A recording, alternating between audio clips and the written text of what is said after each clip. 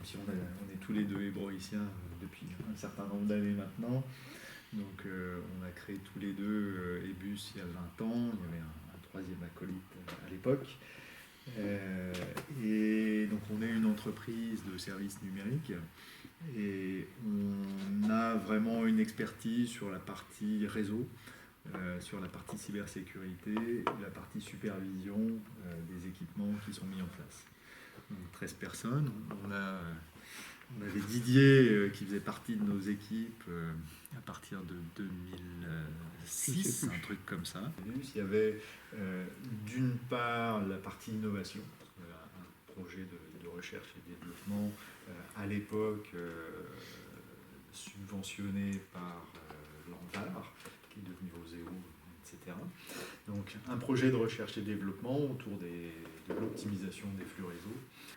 Donc nous, notre philosophie, c'est plutôt grandir plutôt que grossir. Donc travailler sur des projets qui sont intéressants, qui sont innovants, qui intellectuellement vont nous bousculer ou nous faire avancer. Et du coup, on est aujourd'hui 13 personnes. En gros, on est sur ce chiffre-là depuis une bonne dizaine d'années.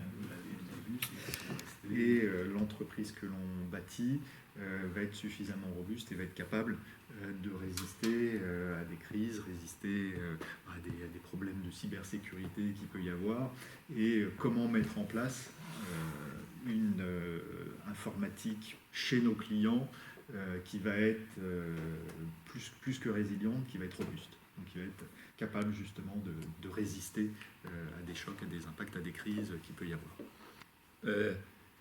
Faire réaliser dans ce monde qui est, parce qu'on est prestataire de services, hein, du coup, une prestation de service, c'est on doit une compétence, on doit un service, et on l'a rendu, c'est bien.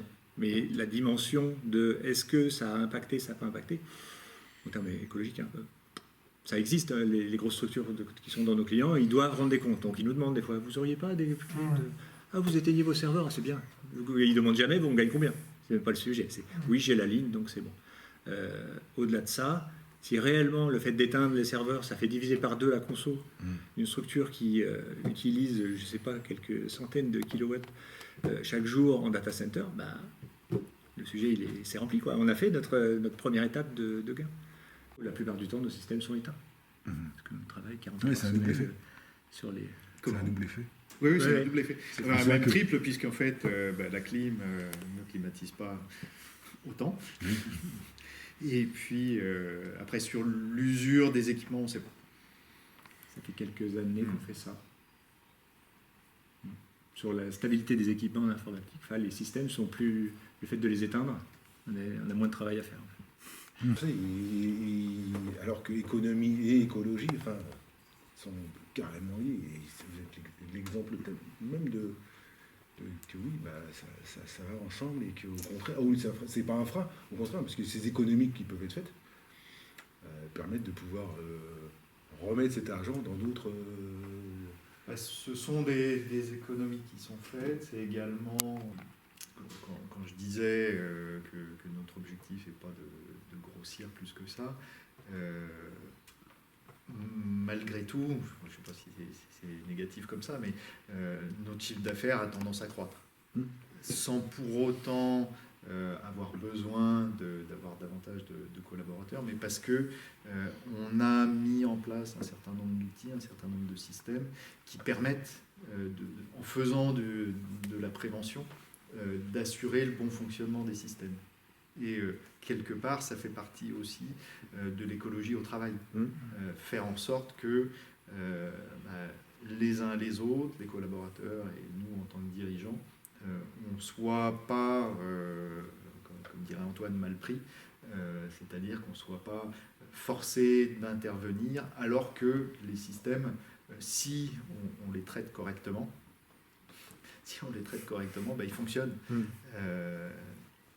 Et le fait d'anticiper permet justement de se prémunir de ces dysfonctionnements et donc d'intégrer cette écologie au travail et le respect et la santé qui découlent de chacun. Pour des clients, c'est pas des choses physiques que c'est des programmes, vous produisez aussi vous montez aussi des objets, des serveurs, des gens. Absolument. Oui. Il y a les deux. Il y a les deux. Il y a de l'intangible et il y a du tangible. Software, c'est pas que du. C'est pas que de l'immatériel. Ouais, c'est ça. En premier lieu, toujours, c'était l'aspect cyber qui nous intéressait, c'est l'aspect sécurité des systèmes. Mais le corollaire de fonctionnement éco et énergie, il est immédiat. Le parallèle est fait en permanence. En fait, plus ça va, plus tout ce pourquoi on s'est positionné en cyber nous amène à nous donner les bonnes infos et la bonne posture par rapport à cet aspect. Des opérations malveillantes, voilà. Mais ça peut être aussi la sécurité du système, sa pérennité, quoi. Ou c'est uniquement, quand il dit cyber, c'est plus pour protéger Alors moi spécifiquement, quand je parle de cyber, c'est les attaques, les risques du système. Donc j'emploierais plutôt le terme de risque. Un des risques est cyber, les autres sont opérationnels, sont erreurs humaines, sont coupures énergétiques, il y a tout un tas de risques qu'on a. Perte des données ou des choses comme absolument, ça. Absolument, pour d'autres raisons qu'une attaque. Un disque qui craque, etc. Notre métier, c'est d'aller envisager, évaluer un certain nombre de risques et d'apporter, si le risque est avéré, une possibilité de réponse et de résilience au client pour diminuer son risque.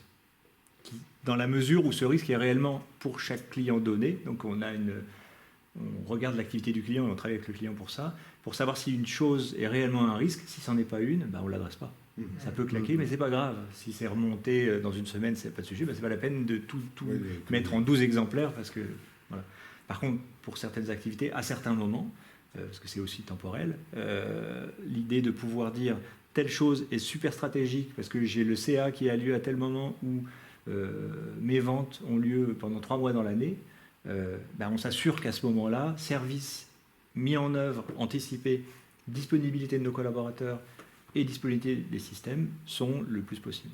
Donc c'est vraiment de nous recevoir, ça m'intéresse vraiment de parler sur ces sujets. Moi, j'ai pas de compétences du tout techniques sur les questions numériques. J'ai pas été énormément à l'école et puis j'étais vraiment pas dans ces domaines-là, donc je suis vraiment pas un geek.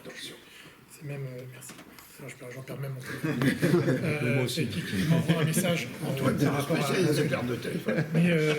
Mais au niveau du Parlement européen, j'ai pas mal travaillé sur les questions autour de la durabilité du numérique. Ça, je réalisais sur l'immatériel et tout ça, dans la commission marché intérieur protection des consommateurs.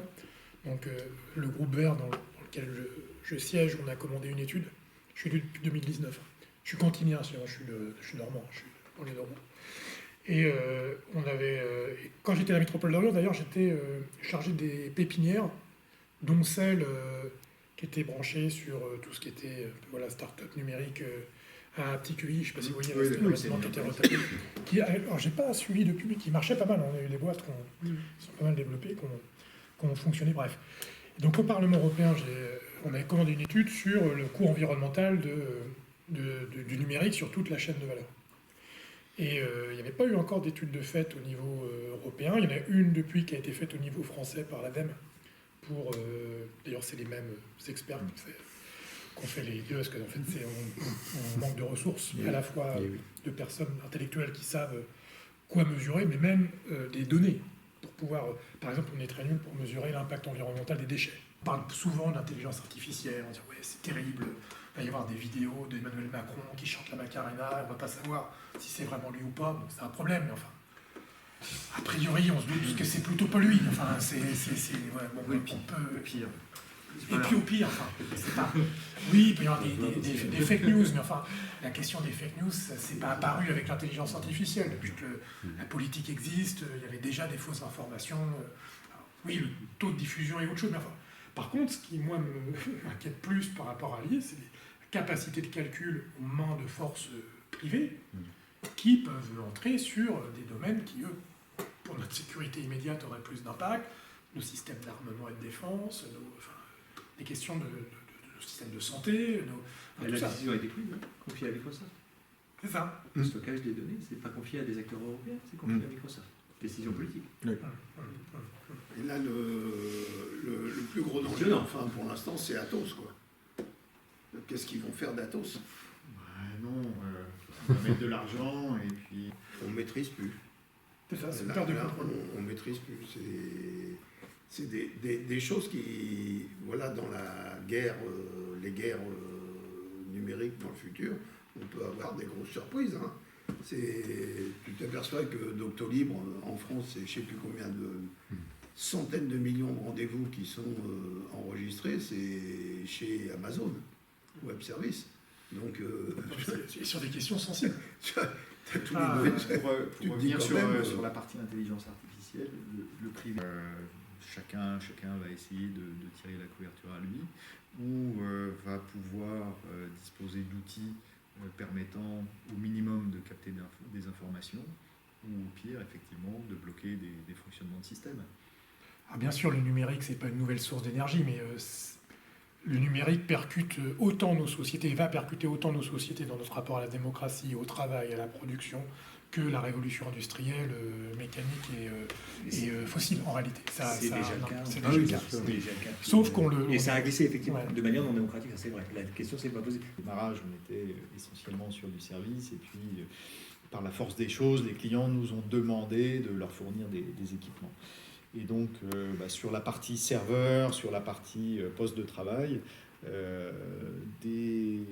ça, il y a au moins 15 ans, on sélectionnait des produits sur lesquels il y avait des alimentations qui étaient plutôt performantes en termes de consommation énergétique.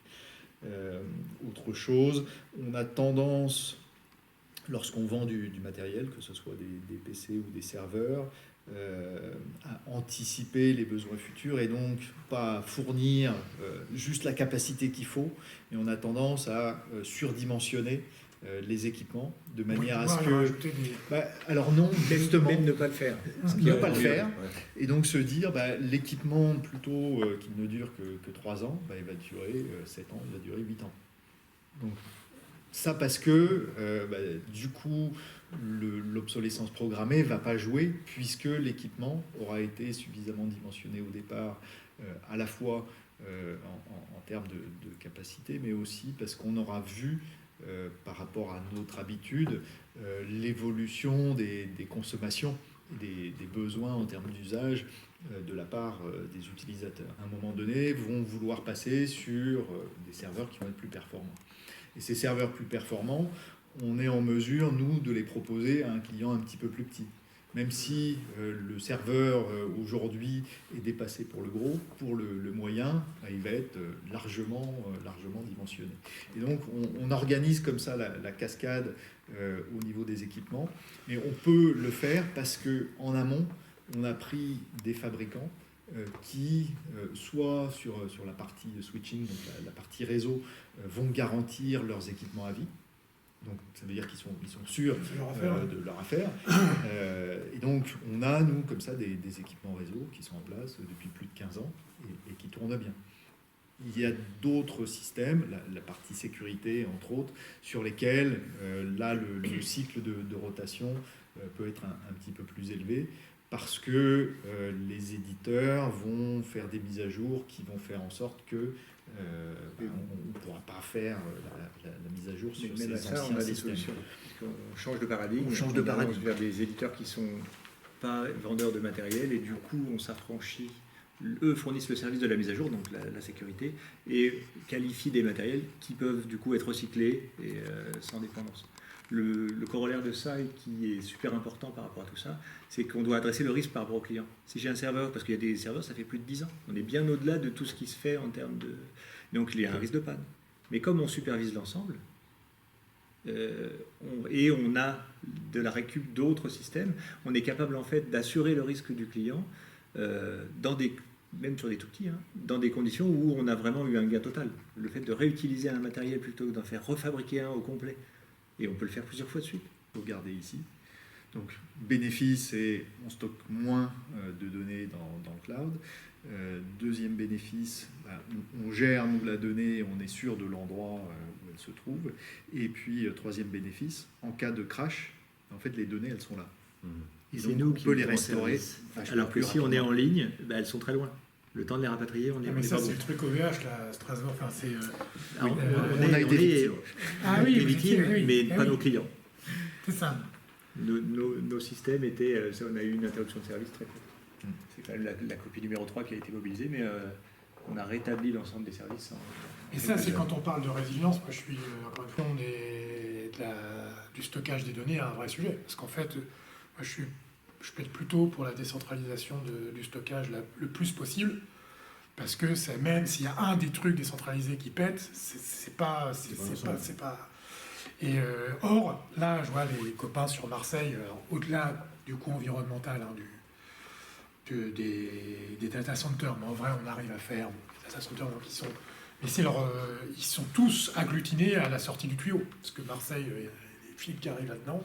Et alors, c'est très drôle d'ailleurs, c'est hyper intéressant, parce que on a beaucoup, ce que je disais tout à l'heure, sur le numérique, ça va être un nouveau monde économique, ça n'a rien à voir avec ce que vous connaissiez jusqu'à maintenant. Et le port de Marseille, qui servait à l'industrie très physique du pétrole ou quoi, avec le numérique, c'est la même chose. C'est-à-dire que le truc arrive au même endroit, et il y a les mêmes, enfin c'est pas les mêmes infrastructures, mais il y a la reproduction, y compris spatiale, et la concentration de consommation énergétique. La sécurité de serveurs ou que sais-je, vous faites, comment vous faites pour suivre ça? C'est quoi alors, je ne demande pas des secrets de fabrication, mais en gros, comment on fait par rapport, parce que vous êtes une PME, donc par rapport à le développement de la puissance de calcul des IA, comment on fait pour développer des stratégies de défense robustes qui ne sont pas inflationnistes en termes de moyens technologiques, ou je sais pas. Le truc, c'est qu'aujourd'hui, on n'en est même pas là. Dans le sens où on a toute une éducation à faire des utilisateurs, parce que beaucoup des failles viennent des utilisateurs, viennent des chefs d'entreprise ou des décideurs, quels qu'ils soient, que ce soit des associations, des collectivités ou des entreprises, et puis également toutes les sociétés qui interviennent sur les systèmes. On parle d'un système d'eau, un système de déchets, un système industriel sur lequel on va installer des caméras de surveillance. Les caméras de vidéosurveillance ne sont pas séparées du réseau informatique. Ça crée une faille. Et donc, même sans aller jusqu'à la partie intelligence artificielle, sur la partie, je dirais, classique, il y a déjà tout un tas de risques qui existent. Une chambre forte, si les gens laissent la porte ouverte, Voilà. Oui. Donc, l'image est bonne. Du coup, pas besoin d'une grosse puissance de traitement si la porte est ouverte. Dans la façon dont sont organisés les gens pour prendre le contrôle des systèmes, il y a tout un tas de travaux qui sont automatisés depuis très longtemps. C'est déjà le cas. Chercher des systèmes ouverts, alors de manière non déterministe et non ciblée, mais pour des aspects rançonnage, chercher des systèmes ouverts sur Internet, il y a des systèmes qui scannent en permanence l'ensemble de l'Internet pour aller choper.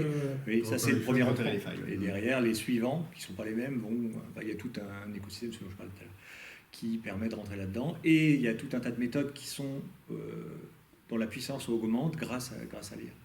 Ça, c'est sûr. On arrive à des chiffres de plus connectés par personne en Occident. Aujourd'hui, c'est 7-8, on dit, mais il y a plusieurs chiffres.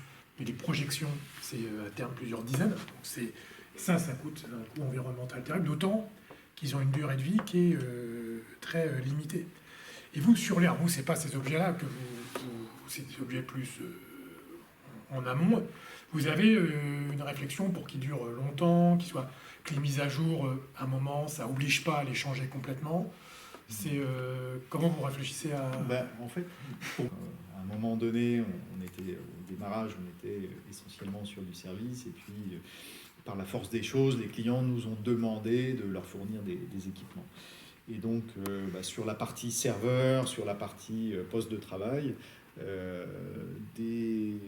ça, il y a au moins 15 ans, on sélectionnait des produits sur lesquels il y avait des alimentations qui étaient plutôt performantes en termes de consommation énergétique. Suffisamment dimensionné au départ, à la fois en termes de capacité, mais aussi parce qu'on aura vu, par rapport à notre habitude, l'évolution des consommations, des besoins en termes d'usage de la part des utilisateurs.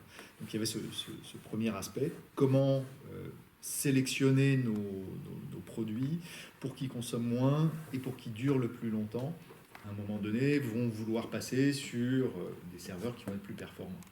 Et ces serveurs plus performants, on est en mesure, nous, de les proposer à un client un petit peu plus petit. Même si le serveur aujourd'hui est dépassé pour le gros, pour le moyen, il va être largement dimensionné. Et donc on organise comme ça la cascade au niveau des équipements, mais on peut le faire parce qu'en amont, on a pris des fabricants qui, soit sur la partie switching, donc la partie réseau, vont garantir leurs équipements à vie. Donc ça veut dire qu'ils sont sûrs de leur affaire. Et donc on a, nous, comme ça, des équipements réseau qui sont en place depuis plus de 15 ans et qui tournent bien. Le corollaire de ça, et qui est super important par rapport à tout ça, c'est qu'on doit adresser le risque par rapport au client. Si j'ai un serveur, parce qu'il y a des serveurs, ça fait plus de 10 ans, on est bien au-delà de tout ce qui se fait en termes de... Donc il y a un risque de panne. Mais comme on supervise l'ensemble, et on a de la récup d'autres systèmes, on est capable en fait d'assurer le risque du client même sur des tout petits, dans des conditions où on a vraiment eu un gain total. Le fait de réutiliser un matériel plutôt que d'en faire refabriquer un au complet, et on peut le faire plusieurs fois de suite, c'est énorme en fait. C'est de la conso d'électricité. On change de paradigme. On adapte des éléments, on utilise ce qui existe, et on le prend dans un contexte où c'est adapté sans baisser le niveau de service finalement. Donc, bénéfice, c'est on stocke moins de données dans le cloud. Deuxième bénéfice, on gère nous la donnée, on est sûr de l'endroit où elle se trouve. Et puis, troisième bénéfice, en cas de crash, en fait, les données, elles sont là. Et c'est donc, nous on qui peut les les restaurer. Alors que si on est en ligne, elles sont très loin. Le temps de les rapatrier, on est, mais on est ça, pas c'est bon. le truc OVH, là, Strasbourg. Enfin, c'est. On a été victime. Ah oui, victime, oui, mais ah pas oui. nos clients. C'est ça. Nos systèmes étaient. On a eu une interruption de service très courte. C'est quand même la copie numéro 3 qui a été mobilisée, mais on a rétabli l'ensemble des services. Et ça, c'est quand on parle de résilience. Moi, je suis, encore une fois, du stockage des données, un vrai sujet. Parce qu'en fait, moi, je peux être plutôt pour la décentralisation du stockage le plus possible. Parce que même s'il y a un des trucs décentralisés qui pète, c'est pas. Et or, là, je vois les copains sur Marseille, au-delà du coût environnemental des data centers, mais en vrai, on arrive à faire des data centers donc ils sont tous agglutinés à la sortie du tuyau, parce que Marseille, il y a des fils qui arrivent là-dedans. Et alors, c'est très drôle d'ailleurs, c'est hyper intéressant, parce que on a beaucoup, ce que je disais tout à l'heure, sur le numérique, ça va être un nouveau monde économique, ça n'a rien à voir avec ce que vous connaissiez jusqu'à maintenant. Et le port de Marseille, qui servait à l'industrie très physique du pétrole ou quoi, avec le numérique, c'est la même chose. C'est-à-dire que le truc arrive au même endroit, et il y a les mêmes, enfin c'est pas les mêmes infrastructures, mais il y a la reproduction, y compris spatiale, et la concentration de consommation énergétique.